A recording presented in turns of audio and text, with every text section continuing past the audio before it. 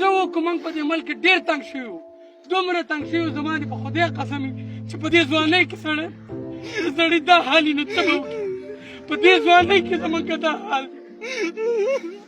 په سړي باندې څه تېر شي موږ په جنګ کې سترګې وغړولې په جنګ کې راپاڅېدو په جنګ کې ځوانان شو په جنګ کې به بوډاګان شو دا وخت زمونږ د څه دی د ملک د ترقۍ دی د وطن د ترقۍ دی چې دا وطن ګلې ګلزار کړو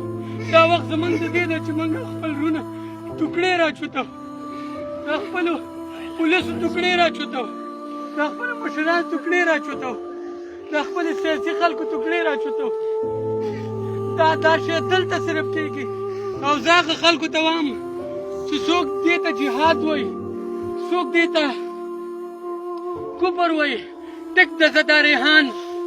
شهید شو خو دا غازي څوک شو دا راته ووایه دا غازي څوک شو دا شهید شو خو دا غازي څوک شو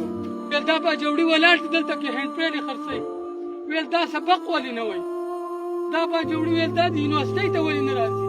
دین افسر ولې نه جوړېږي زمونږ دا باجوړي به تش دغه پالش وکړي یا به دغه هینډ پېډې خرڅوي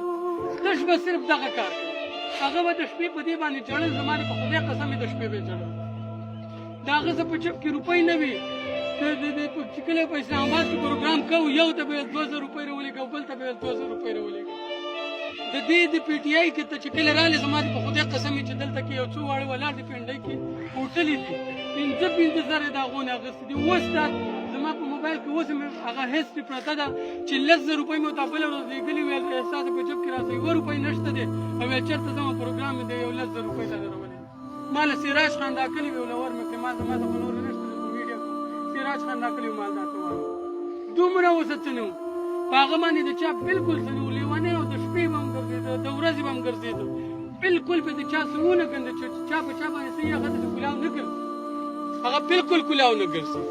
ګان ناست دی د دې کلي خلک ناست دی زما اوس 20 کاله وشو 20 کاله ما د دې نه چا څه جنګ لیدلی و نه مې له بد لیدلی و نه یې دښمني شته د ټولو خلکو ته پته چې هغه په څه باندې لاړې ولې لاړې اوس د هغه چې کوم تحریک دی ځوانانو زه تاسو ته وایم زه یو غیر سیاسي سړی یم خو زه تاسو ته وایم چې د هغه تحریک به نه وژنو